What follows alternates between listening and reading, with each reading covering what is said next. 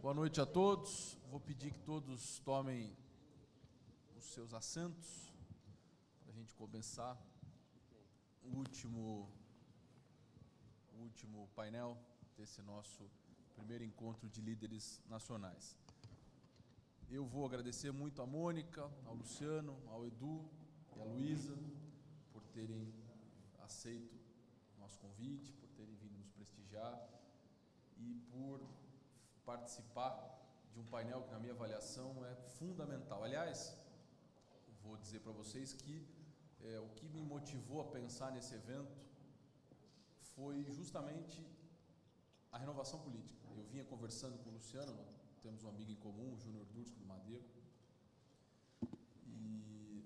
e aí, quando o Luciano escreveu um artigo na Folha de São Paulo, o segundo artigo dizendo que não seria candidato à presidência, aquilo me tocou muito pelas razões e pela forma, enfim. Então, a partir dali, eu achei que a gente precisava fazer um evento para discutir renovação política. Também tive a oportunidade de falar com o Edu, a Ângela Tinhati, minha amiga, quem eu já agradeço, nos colocou em contato, o Diogo Bussi também, que é do Movimento Renova. Então, todo esse evento e tudo isso que nós tivemos hoje aqui, vamos encerrar, começou por conta desse tema, de renovação política. Então, eu agradeço muito vocês terem vindo, porque para mim esse é um painel fundamental. O Edu disse e falou bem, 6h30 de uma sexta-feira, com um público tão bacana, independente, além da quantidade, mas da qualidade desse público, é algo que realmente me emociona muito. Então, eu queria agradecer muito a todos vocês. Eu vou fazer uma breve apresentação do currículo, 1 minutinho, e depois eu passo a palavra para a Mônica, e a Mônica, provocadora, jornalista. Imagina. Das mais conhecidas jornalistas do Brasil, vai fazer isso. Eduardo Mufarrege, idealizador do Projeto Renova, professor, empresário, atuante no setor de educação, sócio da Tarpon Investimentos, presidente do Conselho Somos Educação e presidente da Confederação Brasileira de Rugby. Não sei se é ainda, mas está aqui. Formado em administração de empresas, faz parte do conselho da Universidade de Yale, nos Estados Unidos. Luísa Helena Trajano, empresária, Magazine Luiza, presidente do conselho de administração do Magazine Luiza, formada em Direito e Administração de Empresas, atua como conselheira em 12 diferentes entidades. Em 2018 foi co-chair do World Economic Forum, realizado em São Paulo. Enfim, currículo enorme, mas para todos nós, a senhora é uma grande empreendedora e que representa muito bem a mulher. Luciano Huck, apresentador de TV, empresário e corintiano, acho que é uma referência importante. Diretor-presidente do Instituto Criar de TV, Cinema e Novas Mídias, e ONG idealizada por ele, que tem como missão promover o desenvolvimento profissional, social e pessoal de jovens por meio do audiovisual e também incentivador desses momentos de renovação, agora, o Renova. E marido da Angélica também. E marido da Angélica, exatamente. Pai de 3, e que hoje esteve com índios à tarde, e agora está com a gente aqui. Não tomou flechada lá, imagino que não vai tomar aqui.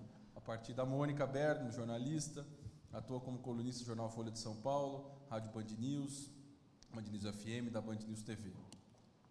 E eu não preciso dizer, então vamos começar. Obrigado de novo, Mônica. Boa noite. Você falou que você ia contar um bastidor aqui da bronca que você estava levando da dona Luísa. Você não contou. É verdade, a Luísa. A dona Luísa estava dando bronca porque diz que é a única mulher primeira que está participando aqui como debatedora. É a única mulher palestrante. Evento desse só ter uma mulher panelista, né, gente? A Ilona foi convidada, mas teve um compromisso e não pôde vir. Contra os homens, mas é pouco, né? Então, mas enfim, eu tomei esse pito de público, estou revelando ele agora para vocês, prometo que a gente vai melhorar daqui para frente. Mas aí eu acho que a gente podia começar, como painel sobre renovação, sobre essa enorme dificuldade que há no Brasil, aparentemente, das mulheres terem participação na política institucional, dona Luísa. Existe uma lei que impõe aos partidos que eles tenham 30% de mulheres candidatas.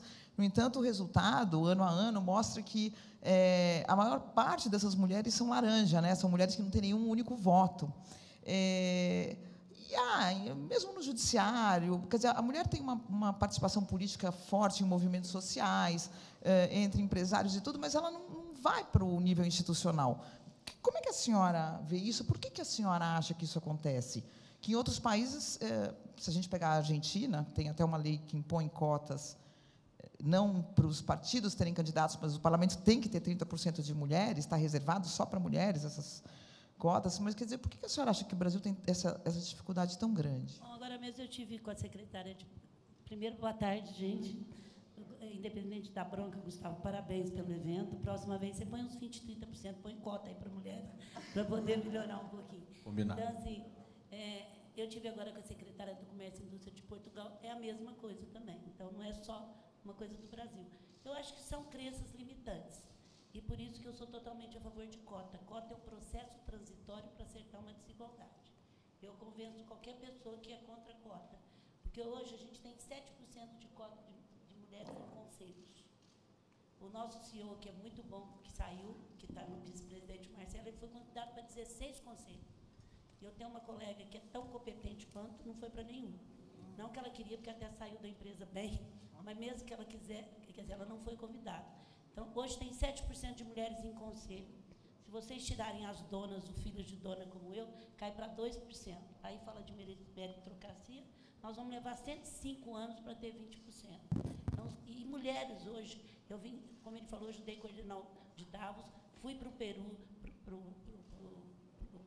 Fórum do Peru, que foi feito pelo BID, e a geral. Hoje, quem decide a compra, quem decide até a compra do carro, quem decide tudo é a mulher. Agora, nós não queremos ter nada, nós queremos ter 20%, 30%. E eu quero dizer para você, Gustavo, que hoje tem uma turma no Mulheres do Brasil, olhando todos os eventos que tem pouca mulher, e ó, metendo o braço e falando, porque agora, falando do político, nós desenvolvemos no ano passado, Mônica, Mulheres do Brasil, um aplicativo que a gente desenvolveu aqui em São Paulo, junto com o TCRC, com todo mundo, CR, todo mundo. E a gente mandou uma carta para os partidos. Mulheres do Brasil é totalmente apartidária, e mandamos, olha, nós vamos fiscalizar. E a gente, 30% de cota solar não adiantava, porque tem muita laranja. Então, agora nós vamos fazer isso para o Brasil todo. Esse aplicativo vai para o Brasil todo, para realmente, hoje, as redes sociais dar condição de fiscalizar. Porque tinha mulher lá que não teve nem o voto dela, porque cota coloca a secretária, zero. mãe e tudo mais. Então, as redes sociais hoje dão condição. Então, nós fizemos teste aqui em São Paulo e a gente tem certeza, pelo que eu estou vendo as meninas, inclusive do Renova e de tudo mais, que nós vamos ter, e o Mulheres do Brasil vai trabalhar para ter mais mulheres. Porque a senhora já deu uma declaração que, quando a senhora defendeu cotas, até as mulheres quase mataram a senhora, quer dizer, mesmo as mulheres foram contra, como é isso? Isso há 4 anos atrás, é uma outra realidade, né? Mas até hoje, eu acho que a liberdade de ser a favor ou contra é uma liberdade que todo mundo tem. Só que eu digo assim, então tá bom, espera 120 anos, que nem sua tataraneta vai estar no conselho. É uma questão, a meritocracia. Se um homem não for bom, ele sai do conselho no ano passado, outro ano. Se uma mulher não for boa, ela também vai sair. Isso é uma questão de dar oportunidade, né? Então, crenças que limitam mesmo, e que não é só no Brasil, e que agora começa a trabalhar um movimento não só de igualdade de gênero, porque tem a mulher negra também, e tem o negro também, que é muito sério, e você vê em Davos. O que aconteceu agora nesse movimento de Davos, que eu fiquei muito satisfeita? Eu fui convidada para 2 painéis, participei de 5. Misturou a economia com propósito, misturou a economia com igualdade de gênero. Enquanto isso não existir, nós não vamos melhorar. Então, aqui eu ganho dinheiro, aqui eu monto uma fundação. Nada contra. Mas a hora que a economia chegar, que uma empresa valer dinheiro pela igualdade de gênero, pela diversidade, que é o que move um país, não tem razão de ser. E começou a já existir. Davos agora teve muitos painéis, até de violência para a mulher. Eu participei de muitos, de propósito, misturado com a economia. Então, assim, tem uma mudança muito grande nisso.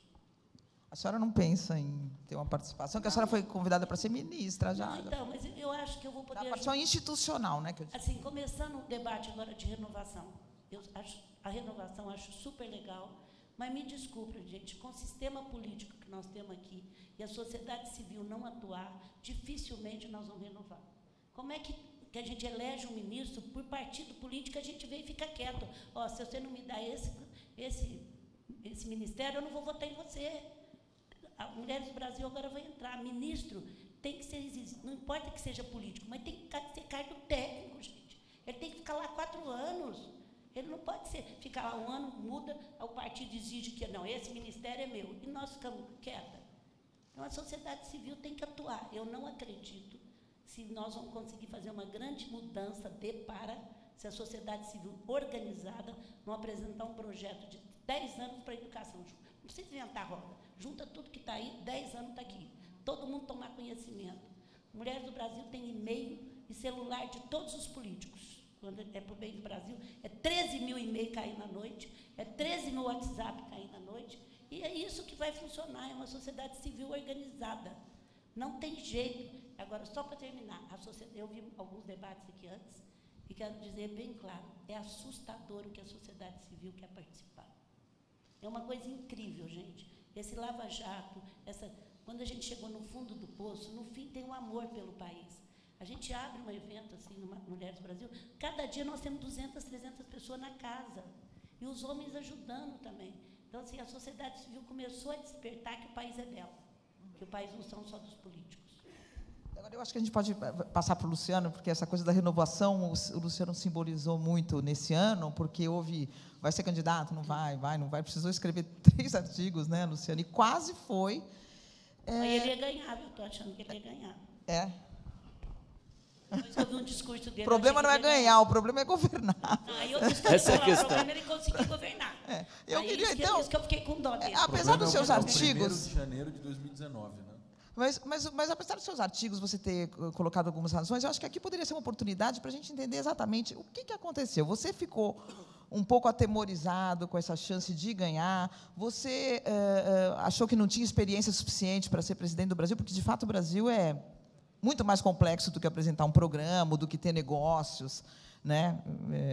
Precisa ter uma bagagem ali de negociação, de conhecimento dos interesses vários que existem nesse país. O que fez recuar, Luciano, se você estava com tanta vontade?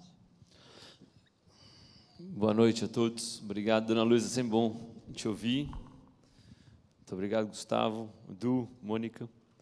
É uma resposta um pouco complexa, né? Mas acho que foi, sem dúvidas, foi o ano mais intenso da minha vida até hoje. Eu tenho falado isso com alguma frequência, mas eu não caibo mais na caixinha que eu estava, Mônica. Então, a hora que você começa a pensar políticas públicas no Brasil de uma maneira efetiva e com gente competente à sua volta, você não consegue andar para trás de volta. Então, eu acho que aquela coisa de conselho, ajuda e exemplo arrasta. Eu acho que vou chegar responder a sua pergunta. Acordei hoje de manhã, estava no norte de Minas, fronteira com a Bahia, acima de Montes Claros, ali chama São João das Missões. São Francisco, um pouco para cima, quase na Bahia mesmo. E fui com uma ONG, enfim, que faz um trabalho lá, um pessoal que faz um trabalho voluntário, fui para ver de verdade. E aí a última casa que eu fui era a dona Guiomar, que deve ter uns 63 anos, tinha 2 netinhas pequenas em casa. Você está falando no século XXI, quando o homem quer colonizar Marte, quando a gente está discutindo inteligência artificial, quando você está a 2 horas de São Paulo, e que as pessoas têm o que comer. Entendeu? Não tem, de fato, não estou falando uma coisa, você está na África, a 2 horas de São Paulo. Então, eu acho que, respondendo o que você falou, o que me trouxe a esse lugar, e o que, de fato, me traz com bastante verdade, e não vou sair desse lugar, é que eu estou há 18 anos rodando o país mesmo. Esse foi o meu trabalho. Eu estou vendo, eu entro na casa das pessoas, abro geladeira, converso, vou no box, vejo que shampoo está usando, adoro entender comportamentos. E é um país extremamente desigual, muito desigual. E eu não quero... a reflexão que veio quando eu escrevi o primeiro artigo, na entrevista para Eliane, foi que eu vejo a minha geração, estou com 46 anos, eu vejo a minha geração atuando, eu já visto o Fred, filho da dona Luísa, por exemplo, da nossa geração tem gente competente em todos os lugares, no empresariado, tem ministro do Supremo com a minha idade, da nossa geração, em todos os lugares da sociedade você vê pessoas que eu admiro, com posições importantes e fazendo trabalhos brilhantes. E aí você olha para a política, é um cenário de terra arrasada, eu não vejo nenhuma liderança hoje que eu admire de fato. Tem aqueles que você aceita, mas que eu admire de verdade, fala, pô, esse cara realmente está pensando no país de uma forma verdadeira, com propósito e tal. Eu não enxergo, então a gente tem que mobilizar a nossa geração, a minha geração, para que a gente se aproxime da política. Que esse país só vai ser menos desigual pela política, não tem outro jeito. Quem é poderoso para transformar é o Estado. E o Estado foi apropriado para o interesse de alguns e não para o interesse do povo. Então, o que aconteceu? Quando esse movimento começou a acontecer, você me conhece há muito tempo. Então, a gente conhece 20 anos. Eu sou uma pessoa muito curiosa, tá? E eu gosto muito de aprender. Então, o que aconteceu nesse último ano e meio, eu comecei a mobilizar o que eu achava como referências nas áreas que me interessam, de economia, de segurança pública, de educação, de tecnologia de governo, de saúde, e comecei a tentar entender, ok, qual é o projeto qual é o Brasil que a gente gostaria que existisse, qual é o sonho grande que ninguém está me vendendo. Dos candidatos que estão aí, não tem ninguém que me vende qual é o sonho do Brasil, que a gente você fica vendo, são vários pequenos trechos, mas o sonho maior eu não consigo enxergar. Eu falei, então vamos tentar pensar qual é esse sonho maior, e foi como eu conectei com o Nuno Farrege, com a Ilona, com todo mundo, eu falei, olha, pela política a gente não vai conseguir pensar esse país, então vamos para os movimentos cívicos. E nos movimentos cívicos foi muito fácil atrair sinapses e pensamentos e inteligências e criatividade que muito mais competentes que eu e a fim de servir. No tempo certo, no verbo colocado no seu significado correto. E eu acho que esse meu movimento de me aproximar da política, não para ser político, mas para tentar atrair a minha geração para que se aproximasse, acabou, obviamente, porque eu sou uma pessoa muito conhecida por causa da televisão, jogando holofote para cima de mim. O que não tem problema também, não vou, o meu lugar de fala é aqui. Sabe, eu vou continuar cada vez mais mobilizando e tentando fazer com que as pessoas se aproximem da política para que seja um espaço onde a gente possa debater ideias, não importa se é de direita ou de esquerda, vale a melhor ideia. Então, acho que foi isso que aconteceu nesse último ano e meio. Se você quiser falar por que eu não fui, também te respondo. Não, eu te pergunto, isso é o que te empurrou para frente. O que te empurrou para trás? Por exemplo, Joaquim Barbosa deu uma declaração falando, eu não acredito que essa eleição vai mudar nada. A sua razão, ou as suas razões, o que você percebeu que poderia não dar certo? Por exemplo, ataques à sua vida, não está disposto a participar desse massacre que é uma campanha, todas são, ou o pós, a possibilidade de ganhar, o que te fez recuar? Eu acho que eu não recuei porque eu nunca avancei no sentido de uma candidatura. Assim, em minuto nenhum eu falei que eu seria candidato, mas dentro de você eu fui coerente com o que eu falei no primeiro momento e com o que eu falei no dia 7 de abril. Eu acho que eu fui coerente, e acho que a coerência é um ativo que você tem que ter hoje em qualquer coisa que você faça na vida pública mais ainda. O que me fez... você viu de assustador? Talvez é o seguinte, então vamos assim. Em minuto nenhum eu pensei em ser candidato. Eu considerei, de fato, a hora que eu vi a situação e a hora que eu vi como as coisas estavam se desenhando e que, de fato, eu acho que se a gente tivesse montado uma candidatura, poderia, sim, ser competitivo. Tá? Ainda mais que o time que a gente tinha, não por mim, obviamente, talvez porque eu seja uma figura pública conhecida, mas eu sei que a gente juntou gente muito competente à nossa volta para todas as áreas que eu acho que o Brasil, de fato, precisa. Mas nunca me coloquei como candidato. E, no final das contas, acho que eu não fui... Primeiro, porque eu tive que tomar uma decisão muito antes do que a legislação me permitiria. E eu acho que é um assunto muito sério, que você não pode ser apressado e não pode ser uma decisão repentina, ela é uma cadência. Acho que uma candidatura é uma cadência de fatos que eles vêm acontecendo e você surfa essa onda e você... não é um projeto solitário, é um projeto de um time. Você tem que olhar à sua volta, tem que ter 30, 40 pessoas muito competentes e muito afim de que dê certo e trabalhando com você. Então, isso demanda uma construção. Tá, política, de projeto, etc. Então, não me deram tempo para essa construção. Eu tive que tomar a decisão muito antes da hora, por questões profissionais, enfim. No segundo momento, acho que meus filhos são muito pequenos também. Era uma mudança de vida muito real de uma hora para outra. 2, eu acho que eu tenho tempo. Eu acho que se eu quiser pensar nisso na minha vida mais para frente, sem dúvida, eu vou estar mais preparado, sem dúvida eu vou estar mais... não adianta você... É o que você falou, não adianta ganhar a eleição, talvez seja o mais fácil, o mais difícil é governar. Então, eu acho que tem muito a aprender. Isso eu queria até fazer essa colocação para você, porque fala-se muito do novo, mas você não vai destruir a política do dia para a noite, mudar tudo. Não. Você eleito estaria com um Congresso muito parecido, provavelmente, como ele é, né? E é um processo, assim, acho que a renovação política não acontece nesta eleição. Você precisa de 2, 3 ciclos. O que a gente tem na última eleição, se fala, o artigo da Folha é muito boa essa semana, que falava da renovação do Congresso de 47%. Não é verdade, é de 4%. Porque um é filho do deputado, outro é sobrinho, o outro é ex-prefeito. Então, assim, a renovação política serão alguns ciclos. E que eu concordo em gênero, número e grau com a dona Luísa, que a sociedade civil, a elite no Brasil é muito passiva. Ela quer a mudança, mas na hora de colocar a mão no bolso para, de fato, contribuir ou ajudar ou dedicar tempo a isso, ela acha que o problema não é dela. Então, eu acho que a gente tem que mobilizar a elite e a sociedade como um todo para se aproximar, sim, da política, para votar direito, para cobrar, para incentivar que pessoas... Porque hoje em dia você fala, vou entrar na política, a pessoa fala, meu Deus do céu, coisa horrorosa. Não pode ser isso. Então, eu acho que a gente está no começo desse ciclo de transformação.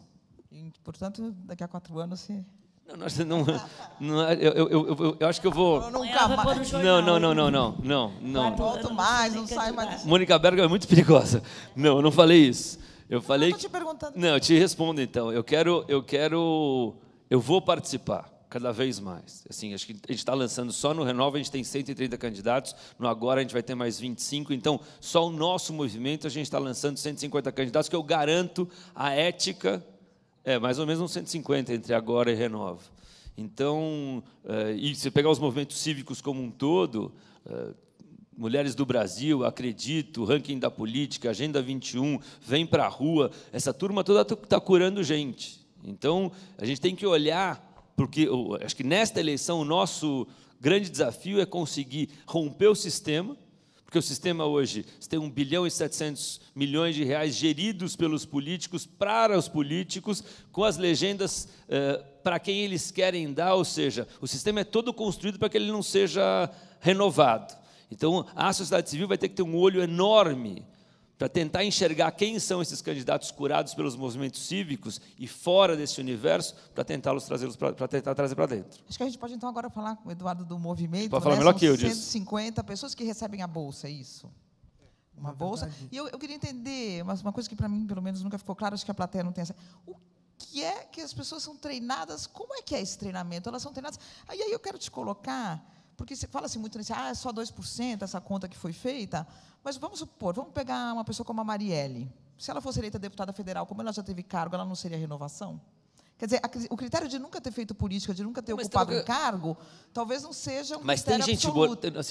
Tem gente boa na política, Mônica. Assim, nas minhas andanças, assim, eu me aproximei muito da política. Eu falei com muita gente, eu falei com vários partidos. Tem gente boa em quase todos os partidos. Mesmo nos partidos fisiológicos, se você for olhar, tem gente boa também. Só que a imensa maioria não é o que a gente espera que nos represente. Então, se você olhar, assim, não é que é de tudo ruim. Tem coisas boas também. Não, é porque eu estava justamente como se o critério for nunca ocupou cargo, fica complicado. Mas aí eu queria entender, que treino é esse? Bom, em primeiro lugar, boa noite. É uma honra estar aqui com a senhora, ser entrevistado por você, nunca fui. Obrigado, Gustavo, Luciano. Não é uma entrevista, é um debate. Daqui a pouco vocês vão falar entre vocês. Tá bom, mini entrevista, então. Bom, boa noite a todos. Sexta-feira, heróis, obrigado de estarem aqui. Bom, em primeiro lugar, nenhum país que estigmatizou a política deu certo. E o Brasil, durante muitos anos, optou por se estigmatizar. Você está na política, você está errado, você tem algum conflito de interesse, tem algum problema.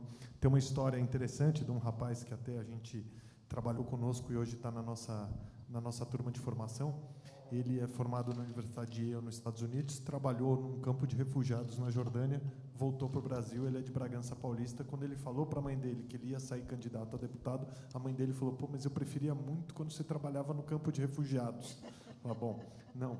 Então, assim, a gente tem uma questão cultural que, de fato, a gente precisa mudar. Se a gente não mudar esse aspecto e a gente não começar a valorizar as pessoas que, de fato, estão interessadas em trabalhar na política com espírito de servir, com espírito de contribuição, nós vamos continuar sendo governados por aqueles que têm outros interesses. E tem alguns deles que estão aqui, até acho que a gente tem que valorizar e reconhecer essas pessoas que, de fato, estão dispostas a perseguir as suas candidaturas. Tem o Vinícius, o João, a Alessandra, aí, pelo menos dos que eu vi, e imagino que tenhamos outros, e essas são as pessoas que, na minha opinião, são as pessoas que a sociedade tem que saudar e tem que honrar pelas decisões, porque se tem algo que não é óbvio, para uma pessoa que tem competência, capacidade, condição de formação, disputar um cargo eletivo é uma coisa dificílima, talvez seja a posição menos óbvia para você disputar na vida, principalmente para quem tem opção, para quem poderia estar trabalhando no setor, na iniciativa privada, no setor público, não importa. Mas essas pessoas estão dispostas a abdicar, eventualmente, de um conforto financeiro, de uma estabilidade, para tentar algo que, de fato, produz grandes impactos, produz grandes transformações, e essa é a grande motivação. E o que a gente criou no contexto do Renova foi uma iniciativa para garantir que essas pessoas não desistam, porque os incentivos à desistência são enormes. Dentro do que você colocou, obviamente, tem gente boa na política. É um erro dizer que não, na política só tem bandido e quem não é político é gente fina. Isso é uma bobagem completa. Você tem maus exemplos na sociedade em todas as esferas. Na política não é diferente, mas assim, a gente também tinha que optar por um lugar de partida, né? A Marielle, por exemplo, que você deu um exemplo, pô, acho que ela claramente seria um sinônimo de renovação, assim como tem outros vereadores. E, aliás, a parte de vereadores é normalmente a porta de entrada, né? O deputado federal ou o deputado estadual não é a porta de entrada. A pessoa começa como vereador e depois ela vai avançando dentro dessa trajetória. O problema é que a gente acabou criando essa iniciativa no ano de 2017, e o primeiro processo eleitoral que está acontecendo é esse, que tem de deputados estaduais e federais, mas, inclusive, a gente já vai lançar um programa, um edital para a formação e treinamento de pessoas no ano de 2019, que sequer é um ano eleitoral. Por quê? Porque formação de liderança em política é algo que no Brasil não existe. A gente tem formação médica, tem formação, todo tipo de capacitação, curso de meditação, que a gente quiser, mas, curiosamente, a gente não forma... O que é esse curso? Eu já vou chegar lá. Tá? Curiosamente, a gente não forma a classe política. Então, a gente dividiu o curso em 4 pilares. O primeiro pilar é propósito e autoconhecimento, que é o quê? Onde a gente tenta validar qual é, de fato, o interesse daquela pessoa. Né? Porque, assim, a política parte de um sacrifício. Parte de um sacrifício. Você não tem final de semana, você tem que estar disponível, você tem que visitar suas bases. Então, você tem que ter isso muito bem constituído dentro de você, ancorada com uma vontade de servir a sociedade. E, muitas vezes, abdicar da sua própria família para cuidar da família dos outros. Isso é parte essencial. Então, esse autoconhecimento, propósito, o que mobiliza a pessoa, é algo que a gente constituiu. A gente trabalhou com o pessoal da Kennedy School de Harvard para fazer um programa de liderança adaptativa, como você consegue liderar em ambientes adversos, onde não necessariamente todo mundo converge. Então, esse é o primeiro pilar. O segundo pilar é nivelar os desafios do Brasil. Porque não dá, assim, o Brasil está num momento em que, por mais que a gente possa ter opiniões diferentes, tem questões que são consagradas, tem questões que a gente precisa enfrentar enquanto nação. Não dá mais para a gente olhar e falar, bom, questão, por exemplo, de liberdades individuais, essas são questões que a gente tem que nivelar. Parte fiscal é uma questão importante que a gente tem que trazer. Então, a gente fez um exercício grande para trazer, por exemplo, diferentes economias, Janete, Marcos Lisboa, próprio Armínio, para falar, bom, aonde que a gente está como economia, o que a gente não pode errar, aonde a gente pode acertar. Então, a gente fez um bom trabalho de nivelamento de base de conhecimento, educação básica, privilégios, segurança, saúde. Depois, o terceiro são as mentorias específicas. Por quê? Porque grande parte dessas pessoas elas têm áreas de interesse que são particulares. Por exemplo, a Alessandra tem interesse na área de prostituição infantil. Então, a gente conectou ela com o pessoal do Instituto Liberta, e ela tem trabalhado com eles para que eles apoiem, para que ela consiga desenvolver pautas e políticas públicas dentro desse segmento, dentro desse segmento, que é algo importante. E, por último, a parte de marketing político, que é como é que você faz para fazer uma campanha, já que isso não se aprende, né? Como é que você constrói sua narrativa, como é que você pode contar a sua história, como é que você estrutura uma campanha. Então, esses são os 4 pilares do nosso exercício de formação. A gente está em parceria com a Universidade de George Washington, do Distrito de Colômbia, nos Estados Unidos, que está nos apoiando aqui nos módulos de formação. E acho que a gente está ajudando essas pessoas que, hoje, dentro das estruturas partidárias, não tem nenhum tipo de apoio, nenhum tipo de respaldo, ajudando para que eles saiam de um mínimo. Porque, senão, realmente, a renovação, como a dona Luiza Helena falou, é muito difícil. Bom, então, deixa eu dar um palpite nessa sua 4 pilares. Mulher. Não, mas não, isso já está na cara, não vou falar isso, não. O que eu vou dizer é o seguinte, a coisa mais terrível é você lidar com poder e com dinheiro. Gente, eu fui convidada para ser ministra uma vez há 12 anos atrás. O pessoal fala nisso até hoje.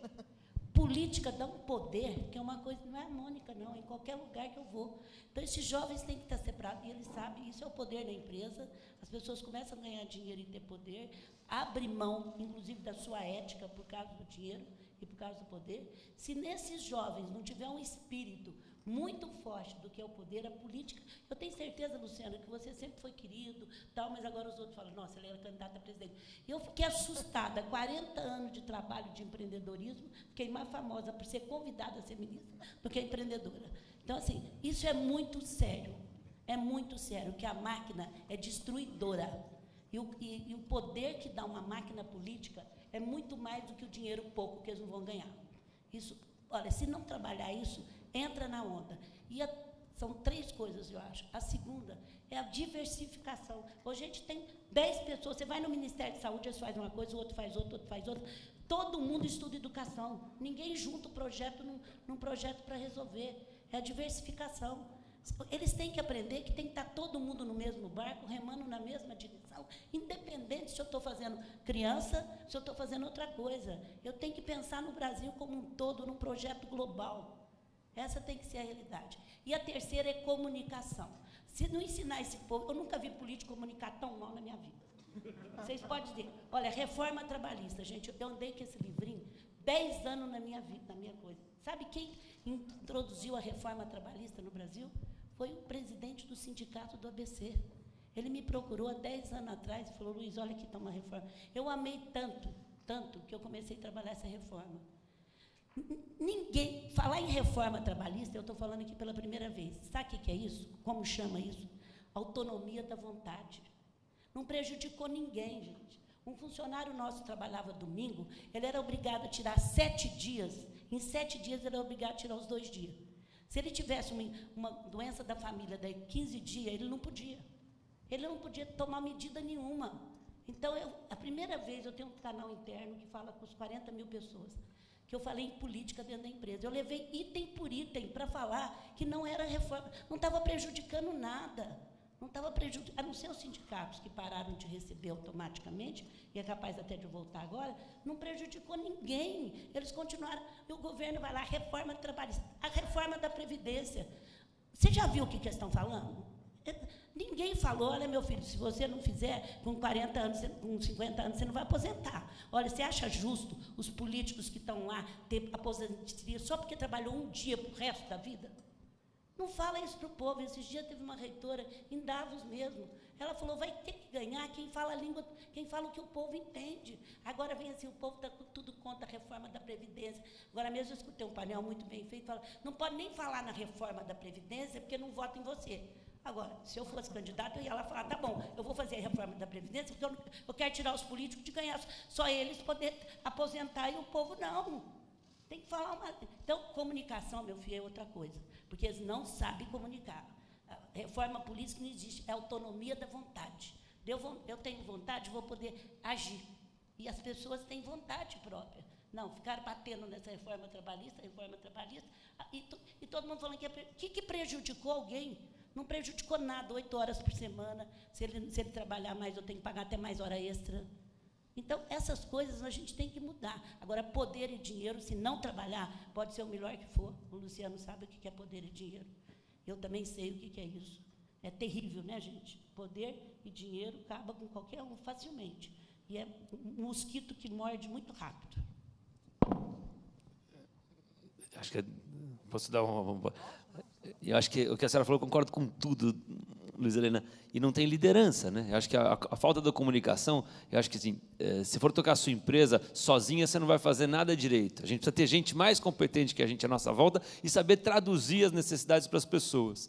Então, quando eu te ouço falar assim, eu gosto muito porque eu acho que as pessoas entendem o que a senhora fala. Eu vivo do povo, né? Estamos juntos na missão. E as pessoas não conseguem traduzir. Mas é que eu acho que também Brasília fica tão distante do dia a dia das pessoas, né? As pessoas você vira uma ilha de... Poder, meu filho, deixa todo mundo em aquário. Poder, motorista, secretário, abre porta para tudo quanto é lugar. Poder é aquário, poder é aquário. É por isso que eu acho dessas coisas que a gente pensou... E eu estava hoje lá eu não consigo estar na cabeça, acabei de vir de São João das Missões, e aí você vê, eu parei ali e fiquei pensando, como é que resolve isso aqui? Porque realmente a única coisa que chegou lá é escola, tem escola. A escola está lá, fisicamente ela está lá, na qualidade que está, o sarrafo da qualidade precisa subir. Agora, o que eu acho que, de fato, podia transformar muito o Brasil, mas falei isso, estava falando isso com o Farrege ali fora, se você mexer de fato no Pacto Federativo Brasileiro, o dinheiro chegar na comunidade, porque enquanto o dinheiro estiver em Brasília, o cara fica ali cheio de poder e dinheiro, como a senhora falou, e não sabe o que está acontecendo na ponta na cidade, que quem sabe de fato é o prefeito, o vereador. Então, se você melhora a qualidade da política no Brasil, com prefeitos mais capacitados, com políticos locais mais capacitados, você tira o dinheiro de Brasília, bota o dinheiro na comunidade, o dinheiro chega onde o povo está.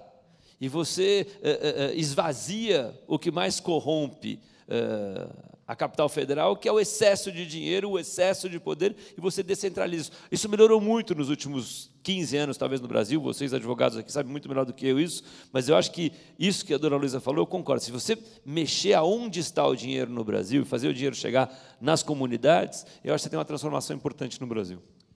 Você quer falar, Eduardo? Eu queria, então, já introduzir a questão da renovação de novo. Continuar nessa questão. Você falou sobre esse treinamento todo e etc. Agora, quem é eleito representa algo, né? Representa algum interesse legítimo, né? E o grande problema do Brasil, talvez um dos, é que se você pegar o Congresso tem uma sobre-representação de alguns interesses e zero representantes de outros. Então, esse é um dos problemas, e é muito complexo, assim, por que você não consegue chegar lá? Financiamento, sistema eleitoral e etc. No entanto, as pessoas que querem representar, elas têm que liderar algo. Essas pessoas que você está treinando, o que elas representam e o que elas lideram? Por exemplo, se a gente pegar a dona Luísa, se ela resolvesse amanhã ser candidata, ela representa um setor econômico importante, ela é uma liderança que se fez no dia a dia da função dela, no setor dela. Eles são líderes que estão sendo criados de cima para baixo ou eles lideram algo? Como é que isso vai funcionar? E eu acho que, mesmo sendo lideranças, ainda tem o filtro partidário, ainda tem o filtro de dinheiro na campanha, né? Então, me parece assim, bem mais complicado do que só falar em renovar. Não estou descredenciando a sua iniciativa, eu só estou colocando as dificuldades. Não, eu acho que a tua ponderação é oportuna, porque está longe de ser uma tarefa simples. Primeiro, dentro do Congresso hoje, a gente tem uma difusão de representação, né? Você tem grupos, isso é parte do contexto do sistema proporcional. O sistema proporcional que faz com que o cara de animal de estimação seja eleito, depois o cara dos bombeiros, o outro da polícia, o outro dos médicos, o outro do agro e das igrejas. Essa enfim, talvez eu não quero entrar no mérito do sistema proporcional, é bom ou ruim, mas isso é uma característica porque o voto não é um voto essencialmente de território, como é no voto distrital, onde você está votando para aquela pessoa. Lá em São João das Missões tem lá, é um distrito e as pessoas vão votar para aquele representante daquele distrito e ele vai ser a pessoa que vai representar o distrito em Brasília. Então, eu acho que hoje no Brasil a gente tem uma difusão de representação. Isso, na minha opinião, não está nos ajudando. Dentro de um modelo, se a gente tivesse um modelo distrital, acho que a gente poderia ter uma evolução. Além disso, teria uma potencial redução de custo de campanha, que é um benefício, porque, de fato, assim, a gente hoje tem, se a gente levar em consideração custo de campanha, custo por voto no Brasil, é elevadíssimo e não é sustentável. Grande parte do clientelismo que a gente vive eleitoral é oriundo do financiamento de campanha, uma coisa que tem que ser discutida e atacada. E tem que ser enfrentada, reconhecendo que campanhas custam dinheiro, de um lado, e que, de outro lado, você tem mecanismos de financiamento que pode ser público, como é o caso atual, né, com o fundo eleitoral, ou privado, com doação de pessoas físicas, etc. Então, como é que a gente olha para esse contexto e fala, bom, tem espaço para renovação? Tem, principalmente em grandes centros, né? Então, o voto de cabresto, né? No Brasil, infelizmente, assim, tem realidades de voto que são muito duras, ainda são do século retrasado. É muito difícil você lutar por esse voto. Então, essencialmente, você fica ancorado muito mais num voto de opinião, onde você tem gente muito bem formada, com desenvolvimento de liderança. É muito difícil trazer para esse programa gente que não tem algum histórico de liderança ou realização. tem que ter uma participação comunitária, tem que ter uma participação em diferentes setores da sociedade, tem que ser um mobilizador, porque no final do dia, o que faz essa pessoa ter mais ou menos sucesso é o drive dela, é a vontade dela, de fato, de realizar, porque, como eu coloquei anteriormente, a disputa é muito desigual, ela é muito dura.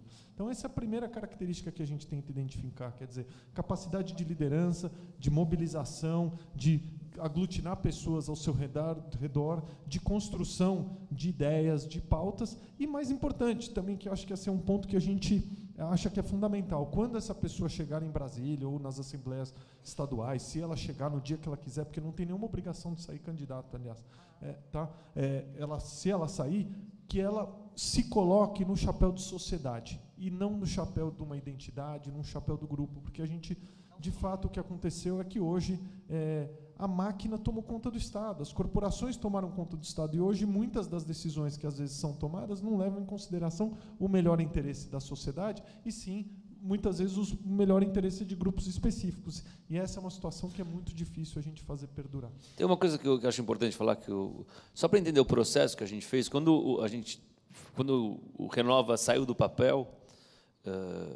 e foi um balão de ensaio de o que seria, eu acho que está virando uma escola de liderança, escola de política, e assim vai ser. Quando a gente abriu as inscrições, e ela era uma inscrição muito complexa, não era uma inscrição onde você vai lá e coloca seu nome. Você perdia 2 horas e meia para fazer a inscrição, talvez 3 horas, porque eram questionários enormes, tinham vídeos, assim, a gente recebeu 4.600 inscrições, ou seja, 4.600 pessoas atenderam ao nosso chamado, ou seja, você quer se aproximar da política, você quer participar desse programa de formação, inscreva-se. Foram 4.600 inscrições de 2, 3 horas de inscrição, e aí foi a parte mais complexa, que eu acho que tem um mérito enorme do Mafarrege, da Isa, de toda a equipe do Renova, que foi criar os layers de como é que você transforma 4.600 em 130. Entendeu? Então, foi muito difícil, e foi assim, foram, além da seleção muito criteriosa nos 4.600, entrevistas presenciais, foi muito interessante esse processo dos 130. Então, acho que, completando a tua pergunta, a hora que eu fui lá falar com os 130 candidatos não, bolsistas, e eu acho que nem essa palavra correta, são os líderes que estão lá. Tem mulheres, tem índio, tem negros, tem gente de todos os estados brasileiros. Eu vi ali um retrato de que, se você multiplicasse aquele grupo e transportasse para o Congresso, eu sentiria a sociedade representada, sem a menor dúvida, e com uma capacidade e vontade de servir muito legal. Então, assim, como poder escalar o que a gente está fazendo lá? Foi muito interessante o processo todo. Foi. E, nesse ponto só, que acho que vale destacar, a gente não tinha nem muito de onde se apoiar, né? Porque não existem programas análogos em outros países, porque, normalmente, as fundações partidárias nos outros países cumprem esse papel. Mas a gente já foi procurado por instituições no Chile, na Índia, no Paraguai, na Nigéria, na Colômbia, querendo levar o programa do Renova para esses países, o que mostra para a gente que, enfim, essa questão da crise de representação é um fenômeno global. O Brasil talvez só está marginalmente pior ou marginalmente melhor, mas essa é uma realidade. Então, foi muito em cima disso. E, indo ao ponto das mulheres, dona Luiza Helena, a gente teve 14% de inscrições de mulheres, e a gente conseguiu fazer com que a gente tivesse 28% de mulheres inscritas no programa. Mas é curioso, né? Porque a cota é de 30%, os 14% se inscreveram do total, né? Ou seja, muito mais homens muito interessados. Deixa eu perguntar uma coisa, Luciano. Você disse que vinha, nesse teu último ano, conversando com pessoas, teu círculo de relações, pessoas da área de tecnologia, da área de educação, da área... O que você vai fazer com esses projetos? Com essas iniciativas? Onde é que você vai canalizar isso? Essa é uma boa pergunta. O que a gente tem feito aqui, o grupo que a gente acabou articulando continua trabalhando. Tá? Então, você vê, o Armínio está bancando pessoalmente projetos muito interessantes de reforma do Estado, que eu acho que é muito necessária, tributária, fiscal. Então, a Ana Carla Abrão cuidando de... Tem muita gente boa envolvida embaixo do Armínio que vai, acho que até antes dessa eleição, ter estudos e projetos principalmente da reforma do Estado, o open source, que todo mundo, qualquer candidato que quiser beber nessa fonte, vai estar aberto. No ITS, a gente está desenvolvendo, isso eu que estou organizando, de tecnologia de governo.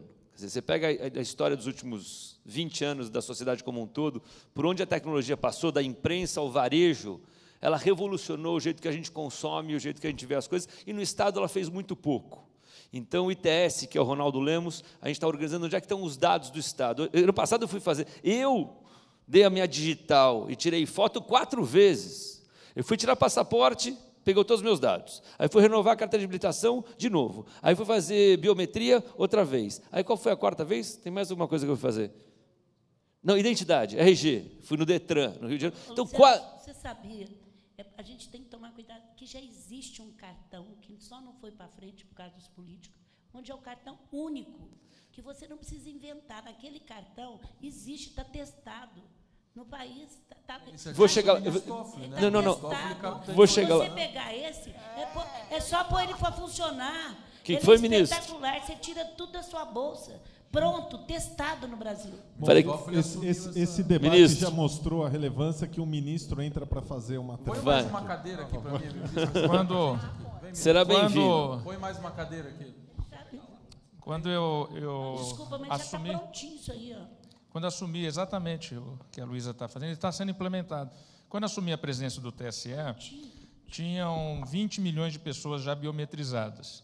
Hoje são 85 milhões. Olha, se você tem tudo isso aqui e serve para você votar, por que não você criar, então, um documento nacional de identidade? Ministro, olha o que a gente está trazendo.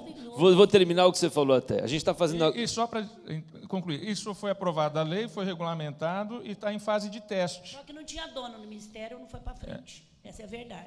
Mas agora está no TSE. Não tinha dono, não foi para frente. Está no TSE. E aí está no TSE e vai ser, a partir de julho, o cronograma é a partir de julho, lançar para a população toda, porque está em fase de teste já há 3 meses. O que a gente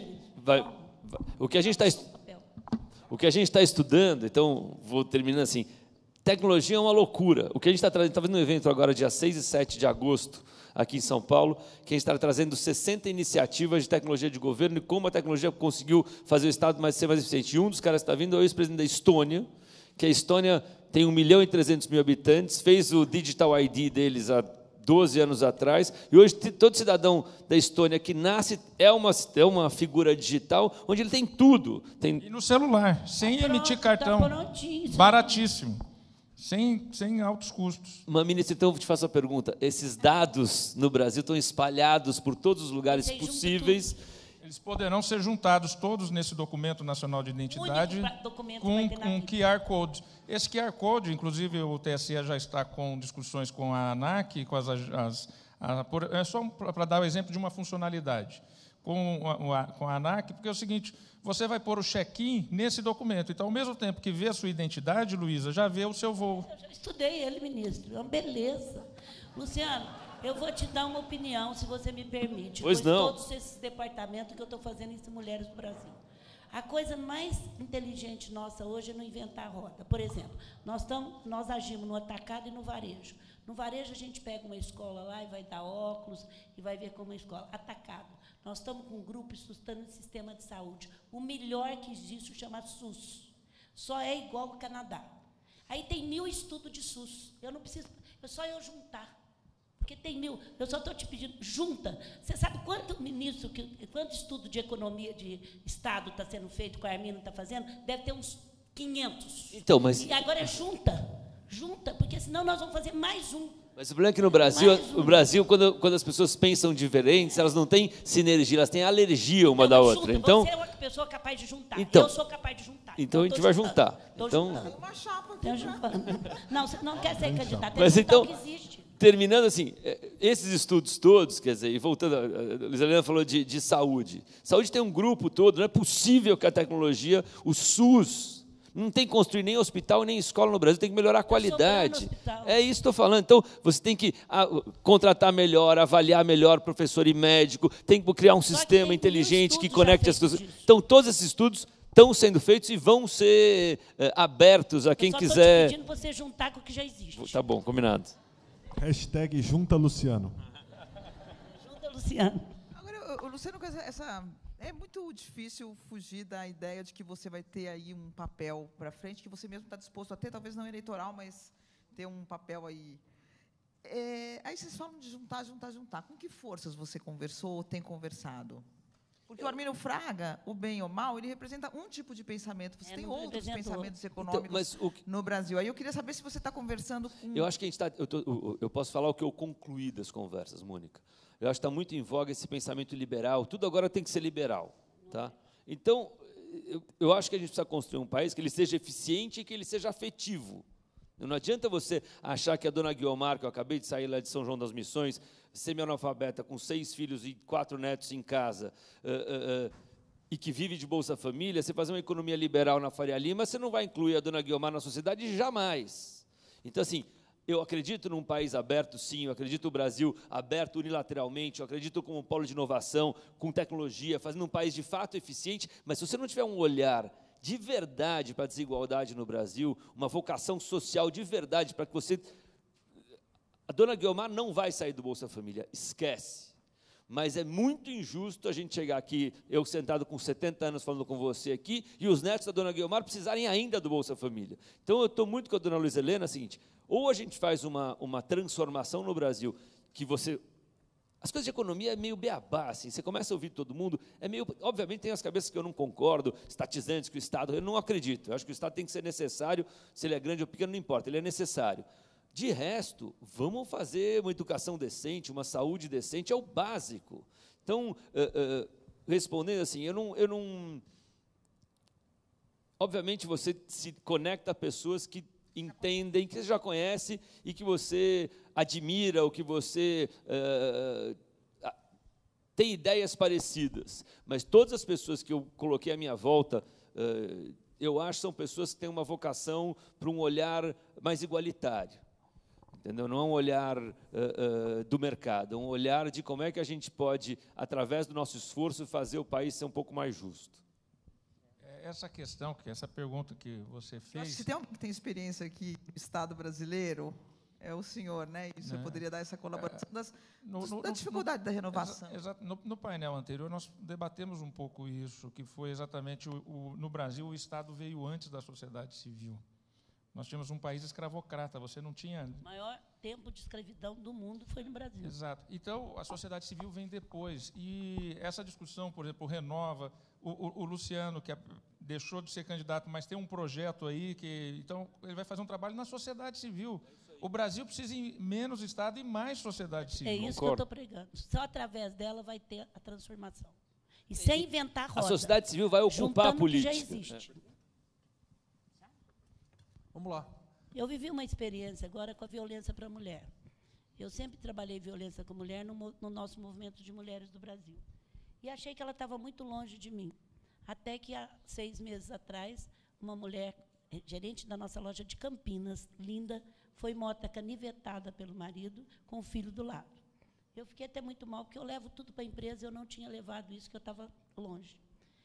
E aí, o que a gente fez? A primeira coisa que fez é juntar tudo que já existe, não inventar. Mulheres do Brasil não inventa ONG, não cria nada, mas ela junta.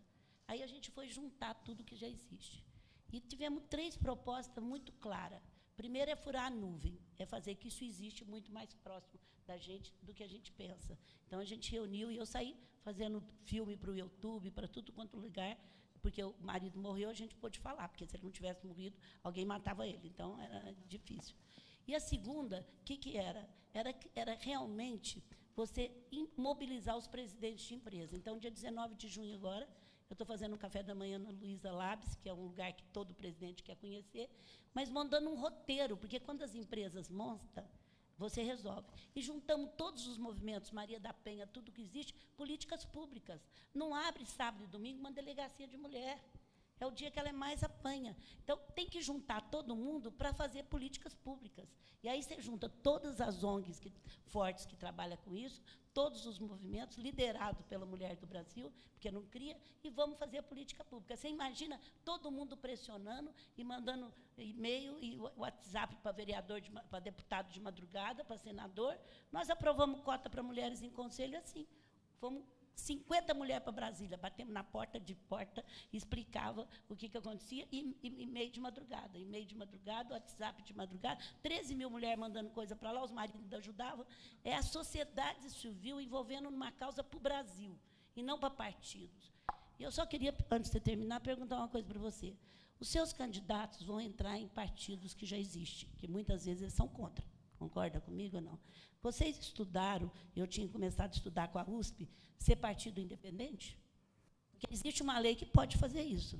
A gente até foi alvo de debate aqui anteriormente, uma pergunta que foi feita em relação à candidatura independente e candidatura avulsa, e tem gente que acha que, enfim, cabe um debate constitucional, não é, enfim, meu papel dentro desse contexto, mas a gente formulou um programa de pessoas que têm o objetivo de entrar na política. Em algum momento, não precisa ser num ciclo eleitoral específico. Mas hoje ela teria que entrar num partido que ela muitas vezes não gosta. Perfeito, eu já vou chegar lá. Hoje o partido é quase que uma entidade cartorária. Para você disputar uma eleição, você necessariamente tem que estar afiliado, inclusive. É o intermediário. É o intermediário. Mas parece que tem uma lei que tem uma saída que pode ter um partido independente. A USP que está falando isso aqui, São Francisco. Sou eu, não. Eu não sabia, mas estão inventando a roda. São Francisco está falando isso. Estou falando que eu já fui convidada para ir lá, que eles estão falando isso. Então, então as pessoas necessariamente têm que escolher um partido. No Brasil, curiosamente, a gente tem partido de mais e partido de menos. Né? A gente tem muitos partidos que... Não, e entrar num partido que a gente não acredita só para ganhar também é uma coisa que não é certa, né? Inclusive, até como agravante a esse ponto, dona Luiza Helena, que tem muitos partidos que hoje você não consegue nem definir o que ele representa. E eu sou obrigada a entrar para ganhar, mesmo que eu sou do Renova. Não, a decisão de qual partido que a pessoa vai se filiar... Eu sei, mas hoje a maioria não acredita em nenhum mas partido. A gente fez uma curadoria assim... Não, mas não dá para entrar assim. Você não consegue mexer na luz ou no som da festa se você não entrar nela. Então, mas eu sou obrigada a entrar no partido. Vai ter que entrar. Eles fazem eu cumprir o que eu estou lá, porque eu sou do partido. E foi o que a Mônica falou. Foi muito difícil essa decisão de que partido se aproximar. E a gente... Foi uma curadoria muito difícil. E tem alguns partidos que abriram espaço para as candidaturas cívicas. Né? Que são as candidaturas cívicas? São abrindo espaço para pessoas que possam se filiar, sem pedir nenhum alinhamento ideológico ou nenhuma contrapartida. Nomeadamente, os partidos que fizeram mais isso foram a Rede de Sustentabilidade e o PPS. E o Novo também. Acho que os três. Sim, mas o Novo tem uma linha ideológica mais bem definida. Acho que os partidos que se abriram para a renovação hoje, dos que a gente conversou, foi o PPS, que vai mudar de nome agora, a Rede e o Novo. Sim. Então, esses são... Exatamente. Vamos lá, acho que vamos, para a gente não atrasar muito e cumprir o horário. Que é isso, vamos ficar aqui, hoje é sexta-feira à noite. Quem quer ficar? Então, vamos abrir para perguntas. Cadê os nossos microfones aí circulando? Tem microfone ainda ou está tudo? O pessoal foi para o happy hour. A pessoa foi para casa. Pega um aqui, a gente se divide. Não, dona Luiza, fica com o seu. Protegendo as mulheres agora? Estou tentando salvar o fim da noite. O começo eu apanhei. Vamos lá, por favor. Dona Luiza, meu nome é Andréa Espínola, sou advogada. Eu sou uma das loucas que estou parando a minha vida civil para me candidatar para deputada federal. O que eu estou vendo nesse meio, tá, é que tem muitas mulheres que têm total aptidão para isso, têm conteúdo, mas não querem entrar na política. Esse é um fato. O que eu pergunto a vocês é o seguinte: por que há uma subrepresentação feminina? Não, pelo estudo que a gente fez, não é uma questão de instrução, de local, não é sexista. A gente não conseguiu descobrir a causa. Uma causa principal, relevante, a única causa que a gente conseguiu chegar foi a ineficiência do discurso. Mas eu não posso crer que uma subrepresentação de quase menos de 20%, com eleitoras de mais de 50%, seja possível. Não é crível isso não é palpável. Mas você pode ter certeza que vai aumentar muito o número de mulheres. Só que, se a gente não agir na estrutura política, não vai resolver. Porque os partidos não dão dinheiro só para quem eles querem candidatar, gente. A gente pegou agora em vereadora que elas não tiveram R$1.000 para a sua campanha. Eu não estou falando nem que é mulher. Tá certo? Então, se a gente não tiver um órgão que está, igual nós estamos pondo, um aplicativo para saber o que você vai ganhar, não adianta. Hoje tem cota para ter 30% para mulher. Só que não ganha, porque é tudo, desculpa a expressão, laranja, certo? 90% é laranja. Nós tiramos um partido em Goiânia, porque o partido saiu, porque pôs todas as mulheres. Então, assim, o que nós estamos fazendo? Um aplicativo para o Brasil, já está pronto, não é fazendo, não, porque eu detesto gerúndio, está pronto, foi testado. Então, assim, o que vai para o Brasil todo, nós vamos fiscalizar e estamos mandando carta para os partidos. Você tem que pôr, porque, Dona Luísa, a senhora...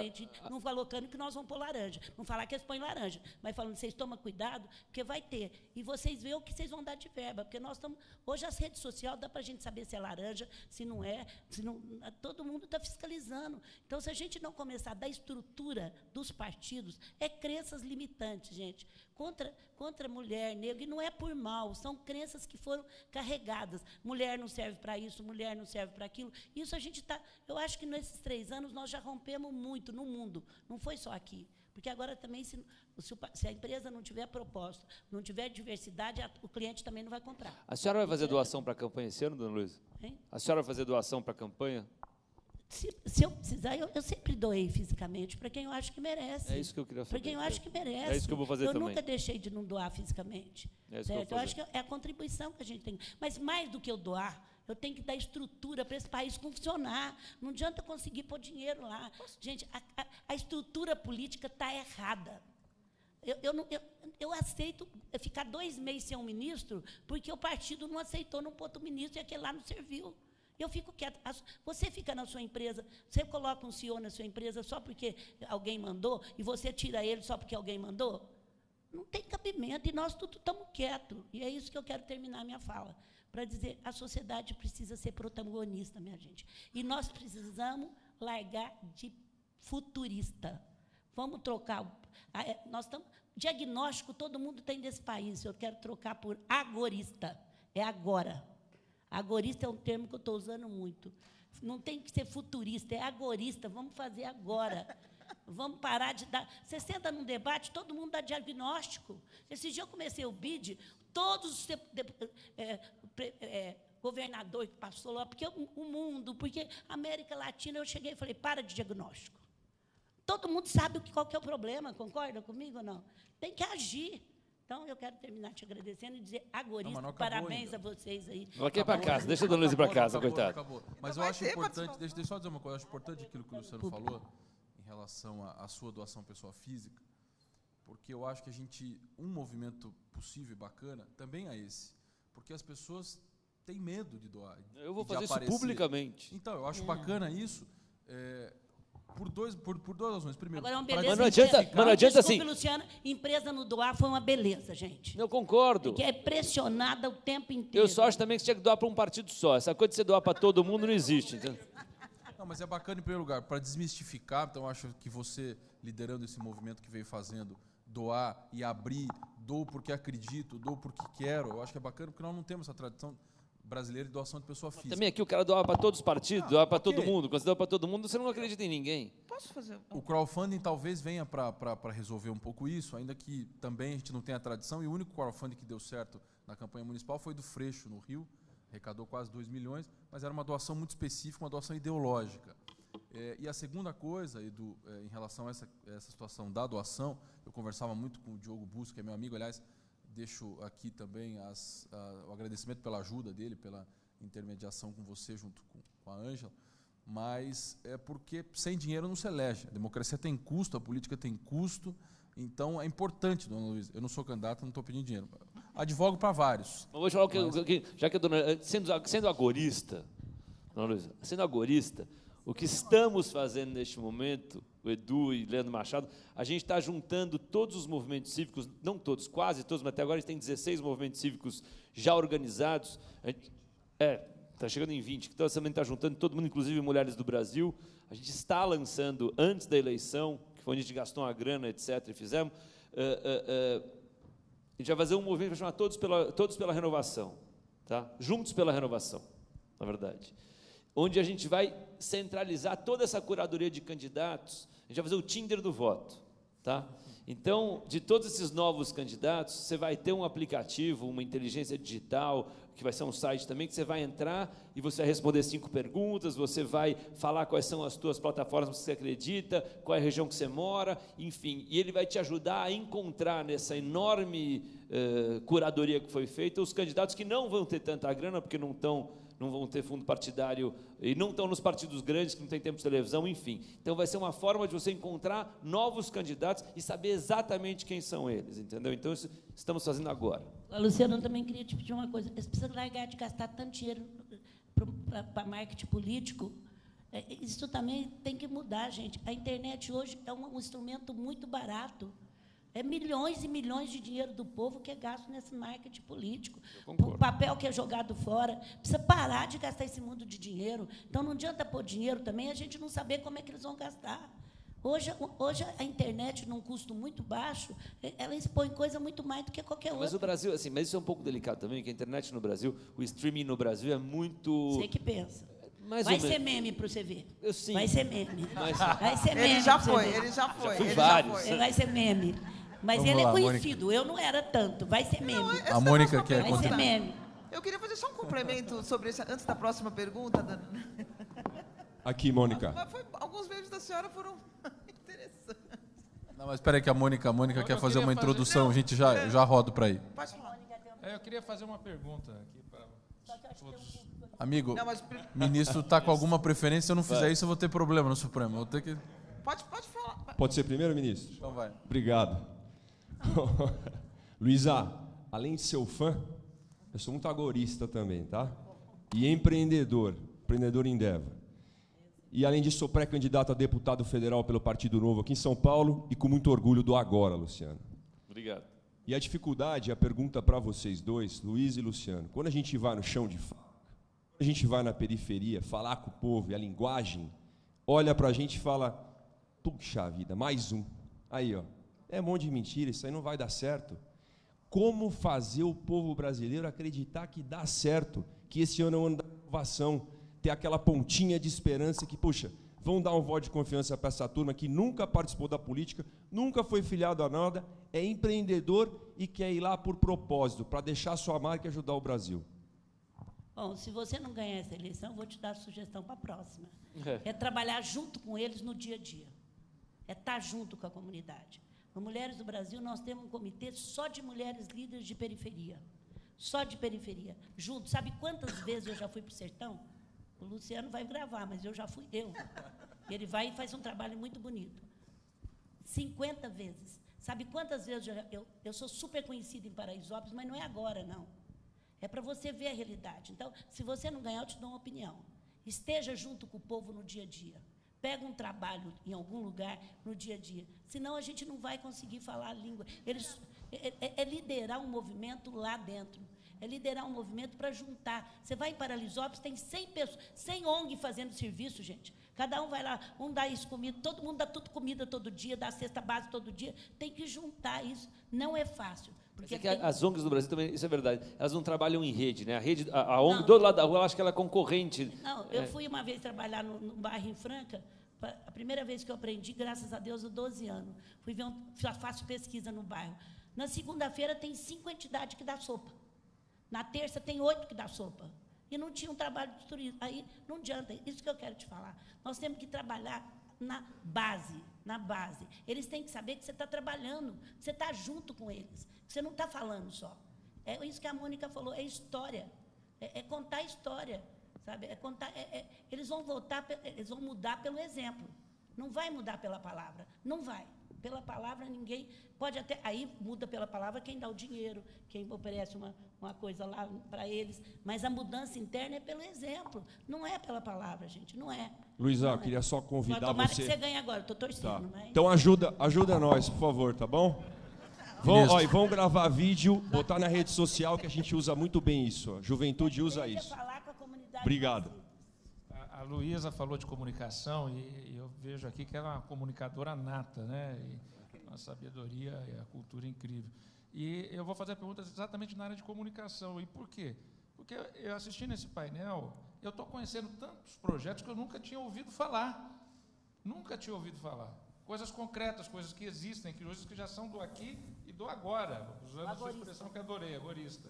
Então, qual é o papel da imprensa no auxílio dessa divulgação? Até no painel anterior, o Murilo falou, a imprensa só quer good news or bad news. A imprensa... Por que não tem como mudar isso? Você Mônica, ia ter volta para você, Mônica. Ia ter volta. Eu queria ouvir a opinião Posso falar uma coisa histórica importante? Eu acho que você pega a Grande Depressão Americana de 30... A Depressão Americana de 30,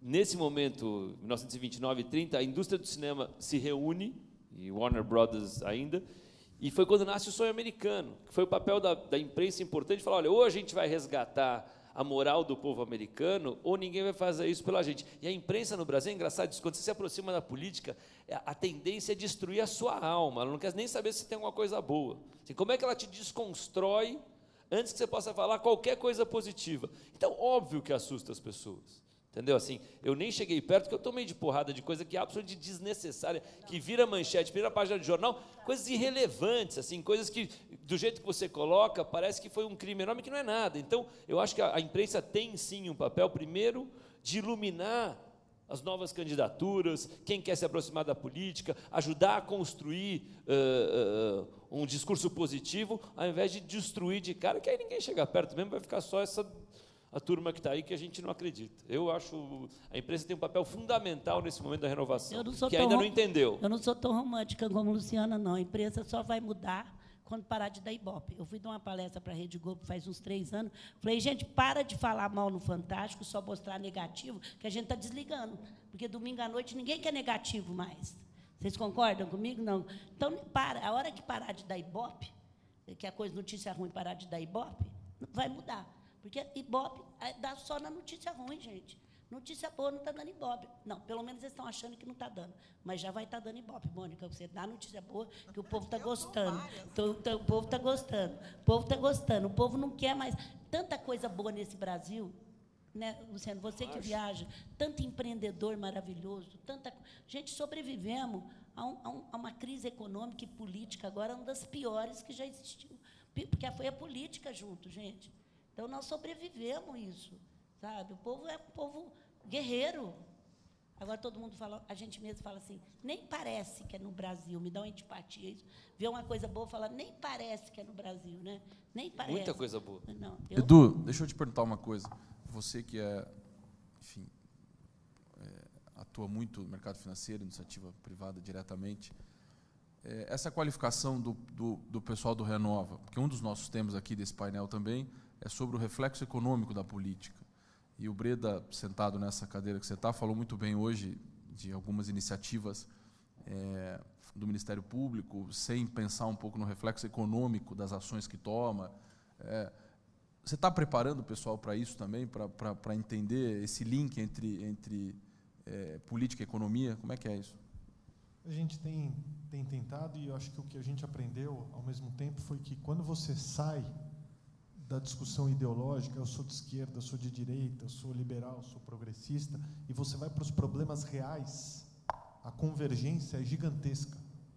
Então, ao invés da gente ficar tentando identificar os pontos onde a gente diverge, que normalmente é entre 10%, 20%, por que a gente não se ancora nos 80% que a gente tem concordância? E, em cima disso, vamos tentar construir um consenso. Onde é possível, onde não é possível, está tudo certo, porque ninguém vai ser igual. Então, esse é um exercício que a gente tem feito com muita recorrência. Sair da superfície e ir para a vida real. A vida real da população brasileira é que ela está ruim.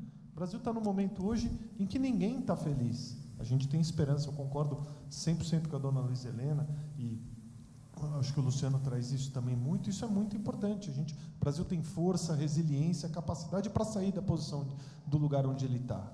Acho que a gente tem essas condições. Mas hoje a gente está num ambiente em que a gente precisa andar para frente.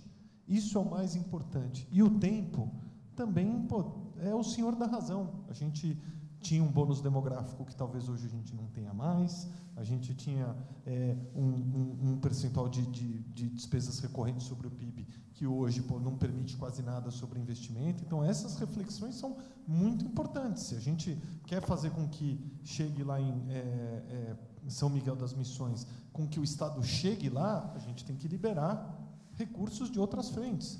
Isso é muito importante. Essas discussões estão muito ancoradas dentro do que a gente está falando, dentro do que a gente está trazendo para os debates, porque senão a gente vai continuar, talvez, continuar enxugando gelo, tapando o sol com a peneira, quando a vida das pessoas, de fato, não está melhorando. Tem uma pergunta. Eu acho que tem uma equação só econômica. Eu teria só uma no Brasil. Como é que o Brasil pode gerar emprego? Gente, emprego e renda é o que move um país em desenvolvimento. Quando você faz isso, o PIB, tudo tem que girar em torno disso. Se você tem essa equação, como é que em 2 anos eu não tenho mais desemprego no Brasil? Tudo tem que girar, não tem teoria. Tudo tem que girar, tem que distrair. Aí, se você fizer isso, você começa a ver tudo.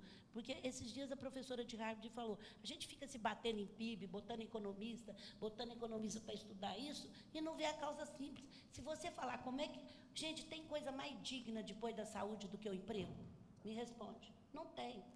Nem gastar dinheiro quando a gente tem emprego, a gente não gasta tanto, que é ruim, né? Não compra.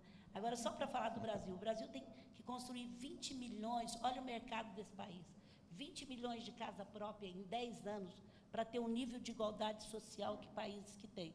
Imagina o que eu vou vender de geladeira, de fogão e de televisão. 20 milhões de casa. É estatístico isso. Gera emprego para esse povo e dá renda para você ver. O povo adora comprar, até porque a Rede Globo só mostra coisa bonita. O povo adora free, niquelada. Como é que é aquele teu quadro do programa? Eu fiz uma campanha, estou fazendo o Magazine Luiza no Caldeirão agora, a gente vai recolher 100 mil televisões velhas, usadas, tem televisão de tubo. Ah, que bacana. Por favor. Alessandra Monteiro, líder Renova e companheira de atividade política com o Poit, pré-candidata a deputada estadual aqui em São Paulo. Você fez uma crítica, para mim, muito plausível em relação à elite brasileira, de que a gente se concentra, eu não me considero desse lugar, nos campos de discussão filosóficas e técnicas, mas na hora de colocar a mão no bolso, na hora de colocar a mão na massa, as próprias empresas, há 2 painéis anteriores desse, estão criando regras para que os seus presidentes, diretores, esposas não doem para campanhas, e, nesse momento, as empresas não doam, o que eu acho que é, de fato, como a Luísa disse, uma boa reforma. Quando pessoas como você assumem publicamente que vão fazer isso, eu não tenho sombra de dúvida de que a gente começa a influenciar a cultura de doação.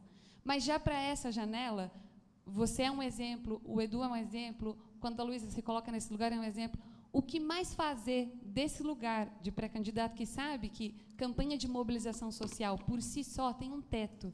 Você precisa profissionalizar isso para ser competitivo com os que têm o famoso fundo partidário. Como é que começa? Me conta. Eu estou com a Luiza Helena, eu concordo plenamente. Eu acho que isso é um começo de um ciclo. Eu acho que de todos esses candidatos à renovação, quem não se eleger não pode desistir. Eu acho que é o começo de um processo, é a formação de uma nova geração de cidadãos que querem atuar na política para reformar o sistema, para acabar com esse mecanismo perverso que há décadas corrompe o sistema. Então, acho que a gente está no começo desse ciclo. Então, eu vou tentar fazer isso. O meu movimento vai ser próximo do PPS, porque é onde abriu as portas para a maioria dos candidatos do Agora e para a maioria dos candidatos do Renova que quiseram ali. Então, eu acho que você tem que escolher um lado, escolher as ideias que sejam parecidas com você, e vou fazer esse movimento na pessoa física. Mas, de novo, vou tentar mobilizar o maior número de pessoas para que façam doação pessoa física para campanhas eleitorais nas quais você acredita nas plataformas e nos candidatos. Mas, de novo, é o começo de um movimento. Vamos desse quadrante agora aqui. Boa noite, eu sou Juliana Cardoso. O Renova, eu acho que está monopolizando aqui, porque também sou líder do Renova, sou membro do Agora, frequento a casinha das mulheres do Brasil e sou pré-candidata aqui em São Paulo a deputada federal. Eu acho que o ponto que a gente sempre encontra é a questão partidária, né? A gente tem um grande volume de recurso público que está sendo gasto para as candidaturas, porém tem um problema que ninguém discute muito, que é a transparência partidária. E direciono até para o ministro essa pergunta. Como que a gente faz com que, de alguma forma, a gente permita com que esses partidos tenham mais transparência, tenham mais entregas, porque o recurso público está sendo direcionado e não está tendo prestação de conta para as pessoas. Então, é o nosso dinheiro que está sendo empregado, e quem que muda a regra do jogo são só eles. Ainda que a gente consiga povoar o Congresso Nacional, vai ser muito difícil a gente conseguir dar as regras do jogo para falar que eles tenham que ser transparentes. Então, assim, como que você enxerga, ministro, para que a gente possa estar transformando essa realidade e dar uma prestação de contas para a população em geral? Eu nem vou falar do agora, Luísa, porque eu vou falar do que já fiz. Quando fui relator das resoluções para as eleições de 2014, eu coloquei a obrigatoriedade da prestação online de contas durante o processo eleitoral. E depois, no final de 2014, aprovamos uma resolução estabelecendo que os bancos têm que encaminhar para o Tribunal Superior Eleitoral mensalmente, eu não lembro se era mensalmente ou semanalmente. Mensalmente. Mensalmente, né, Henrique? Mensalmente toda a movimentação dos partidos políticos. Toda a movimentação dos partidos políticos, isso está disponibilizado para o cidadão. O que nós precisamos? A sociedade civil fiscalizar isso. Nós precisamos disso. Esses dados estão abertos, eles estão disponibilizados. Precisa a sociedade civil. Eles estão no site, né? O ministro Henrique está aqui, queria saudar também, agradecer a presença, se Vossa Excelência quiser complementar. Mas você tem isso em 72 horas, né, disponível numa plataforma. E eu queria dizer também uma coisa, só como... O ministro vai falar aqui. Ministro, vai lá, então. Só rapidamente, eu sou sempre rápido. Hoje tem o SPCA, vai ter um sistema de prestação de contas online, até os partidos criaram um caso, mas a tendência é, a partir de julho, agosto, mais tardar, todos os dados referentes à finança partidária estarem disponíveis na internet para toda a sociedade. Muito bom. Se eu pudesse... Perfeito, mas se eu pudesse só fazer uma ponderação em cima disso, a prestação de contas é um passo importante. Por outro lado, é bem relevante, eu acho, que a gente pensar em critérios de distribuição. Hoje, os critérios de distribuição do fundo eleitoral são única e exclusivamente quantitativos. Base de votos na última eleição e bancada. O dinheiro chega no partido, o partido faz o que quiser. Se o partido faz um bom trabalho orgânico ou não, é irrelevante dentro do critério de distribuição. E estamos falando de dinheiro público. Então, acho que é importante pensar numa revisão de critérios. Um partido que faz um bom trabalho de governança, que a sua fundação tem uma atuação exemplar, que fomenta a representação feminina, que fomenta a renovação, ele deveria ser premiado ou punido? Ou ele deveria ficar única e exclusivamente ancorado no critério quantitativo? Acho que vale uma reflexão nesse ponto. Eu queria só colocar aqui, sem querer desanimar todo mundo, mas das grandes dificuldades, e acho que o ministro Toffoli e o ministro também pode falar,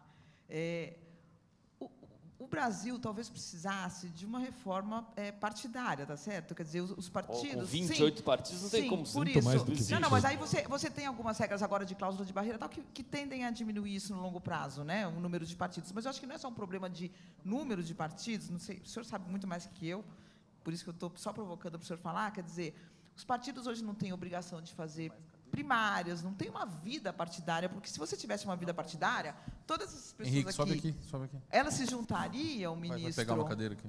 Elas se juntariam, formariam... Hablado é forte. Elas se juntariam, formariam um grupo forte, lideranças de verdade, e ganhariam dentro dos partidos isso, né? Agora, o problema... Ministro Henrique Neves.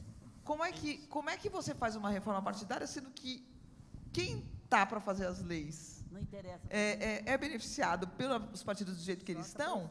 Então, mas é muito... eu estou só sem querer desanimar ninguém, mas é um gargalo bem complicado de ser passado, né? Vou tentar responder rapidamente isso. Primeiro, o pêndulo da história. Antigamente, na época do regime militar, os partidos eram instituições públicas. Então, havia uma necessidade de uma fiscalização e uma intervenção maior. Vem a redemocratização, tem que ser totalmente privado. Sendo que o partido, como o Eduardo falou, é um intermediário entre o cidadão e o acesso à representação desse cidadão no poder, o acesso ao poder. E aí vira privado. E ao virar privado, por conta do nosso passado, da época autoritária, não, tem que ser totalmente livre. E a sua auto-organização, o Estado não pode interferir. Tem uma lógica, naquela auto-organização. E aí nós viramos partidos, nós temos partidos, hoje a maioria dos partidos são partidos de gaveta, de maleta. Com os mesmos donos que nomeiam pessoas que acabam elegendo a si. Ou seja, eu nomeio meu eleitor. A democracia interna nos partidos é nenhuma, com exceção de alguns. Isso é algo que tem que ser feito. Agora, como faz, não há consenso. Essa questão da divisão do dinheiro entre os partidos, eu estava, até pedi desculpa para o Gustavo, porque eu falei que eu estaria aqui à tarde para poder participar de um outro painel, não consegui, que eu estava em Gramado, hoje com 400 deputados estaduais, todos desesperados. Como é que esse dinheiro vai chegar para a gente, esse 1 bilhão e 700? E o que o Congresso fez, ele não conseguiu achar um consenso de como distribuir. Então, falou o seguinte, cada partido vai dizer a sua regra. A única coisa que tem é que a Justiça Eleitoral só pode entregar o dinheiro se o partido falar como que ele vai distribuir internamente. Mas ficou dentro dessa autonomia. Estou colocando isso aqui porque eu acho que é uma questão crucial, né? E os movimentos de renovação e tudo, eu vejo muito falar, os projetos para a economia, os projetos para não sei o quê, né? Só que a participação, porque esses projetos tá blindado, não vão ser aprovados se você não Mônica, tiver... eu falo da pressão da sociedade civil organizada. Sem isso não muda. Mas tem... Sem isso não muda. Pode fazer... Sem a pressão da sociedade civil organizada, nós não vamos mudar. Não vamos. Tem que... Só dá para mudar pelo voto. Por isso a gente tem que ser criativo para conseguir romper esse sistema via internet. Mas como eu quero ser algorista, você mesmo falou que não vai mudar. Tem que ser a sociedade civil exigir o que tem que ser feito para o Brasil em organização. Isso está começando a despertar. Olha quantos movimentos da sociedade civil. Está começando. O que precisa é a gente juntar e ter projetos únicos, porque senão nós vamos fragmentar de novo o que existe já. Sociedade civil tem que ter... Juntos pela Renovação, é o nome do movimento. Mas, Luciano, Juntos pela Renovação. Mas vamos pegar uma causa agora que a gente pode ir para Brasília e ganhar? Vamos pegar todo mundo junto? Não vamos aceitar ministério, mas ser cargo de político? Vamos pegar e vamos passar isso lá no Congresso? Vamos todo mundo brigar por ela? Vamos começar a fazer alguma coisa? A causa esse ano, eu acho que é a eleição. Não, mas antes dela nós podemos fazer uma coisa para provar para o povo que nós estamos do lado deles. Isso é unânime. Todo mundo vai estar conosco. Não vamos aceitar mais político ser cargo político mais. Ministério só pode continuar 30, 35, qual eu não concordo, mas não vai poder ser cargo. Pode ser cargo... Pode ir para político, mas tem que ter head hunt para escolher. E ele tem que ficar 4 anos lá. Já começa a melhorar. Isso o povo tudo vota conosco. Nós temos que botar alguma coisa lá agora para poder mexer. Senão nós vamos ficar só renovando. Eu concordo com a renovação, mas tem que ter alguma coisa unânime agora. Não vamos mexer em diminuir partido, que nós vamos tomar pau. Mas isso é uma coisa boa. Eu já pensei, os políticos têm que pôr o filho na escola pública daqui a 2 anos. Também vou tomar pau agora. Mas daqui um pouco vai. O país fez isso. Vamos sair com uma coisa que é unanimidade, todo mundo junto, para poder mostrar que a força do povo está diferente. É a única coisa que vai mudar os políticos. E vamos renovando aos poucos. Mas nós vamos esperar 12 anos para o Congresso votar? É agorista. Temos que começar a ter a sociedade civil conosco. E você tem força da sociedade civil. Então, é organizado, é botar um projeto lá, que é unanimidade, fazer uma campanha nas redes sociais, com todo mundo junto, apertar deputado, ir para Brasília de tudo e fazer votar numa coisa que é boa para o Brasil, este ano ainda. Eu tenho essa ideia e vou pôr na ação. Vamos lá, na última pergunta, então, desse quadrante aqui. Bom, meu nome é Wilson Quintelo. Uma curiosidade, não parece ser meio elitista a gente falar que renovar é só uma coisa que vem de fora? Está cheio de gente fazendo coisa séria, coisa bacana, que não precisa reinventar a roda. Tem prefeito, o César, que é sentou do meu lado, fica até chato, mas fez uma apresentação aqui brilhante sobre o município dele e das dificuldades que ele... Não era para se unir, esses não seriam os melhores monitores, através do exemplo, através da realidade, para de novo não reinventar a roda, para começar tudo. Tem gente trabalhando sério, a gente aqui que não pode demonizar a política, isso, aquilo, mas todo mundo fala assim, bom, mas político não pode ter, porque não sei o quê. Então, tem muito político sério, tem político que está começando. E são os melhores exemplos, que é exemplo prático, que já amassou o barco, já teve problema com o Tribunal de Contas, já teve problema com o promotor público, já teve problema com isso, com aquilo, que sabe o que fazer e sabe o que tem que ser feito para renovar. Eu acho que, de novo, concordo plenamente. Não estamos unindo de bom. Tinha que pegar de bom para começar daí para cima. E ainda por cima do PPS, Luciano, tá vendo? Ficou aí é bom. fácil. Tem que pegar os melhores prefeitos atualmente, é exemplo. E servir de, olha, tem prefeitos maravilhosos, gente. Verde, né? Monte Verde, tem né, lá em Goiás. Tem um prefeito que está fazendo. Rio Verde. No Ceará tem um que levou a educação para alto nível. Sobral. Né? Não podemos inventar, não podemos só. Tem que dar valor nos exemplos que estão nascendo, que é exemplos ótimos. Como tem escola pública, que é maravilhosa. Nós tivemos um diretor agora que ganhou fora do Brasil. O melhor diretor de escola pública, com todas essas dificuldades. Mas eu acho que a gente passou por isso, eu concordo com você. Eu quis deixar no lugar de fala aqui claramente que eu consegui enxergar por todos os partidos que eu passei, tem gente competente. E eu acho que você... Muito difícil também, porque a classe está muito desmoralizada. Então, como é que você consegue separar o joio do trigo vai ser a grande questão. E eu acho que, mais uma vez, passa pelo voto, né? Acho que o bom prefeito vai ser reeleito. Vou botar. É isso aí. Vamos caminhar para o encerramento, então. Podemos ir para casa. Você falou que queria ficar aqui. Gente, obrigado, fundo do coração, por terem vindo, prestigiado, acreditado nesse novo projeto. Eu queria poder anunciar o segundo já, mas tão difícil fazer esse primeiro, que nós vamos ter que passar a primeira ressaca do primeiro para daí pensar no segundo. Agorista. Mas nesse caso eu vou ser anualista, só para 2019. Muito bom. Obrigado, vereador. Boa noite.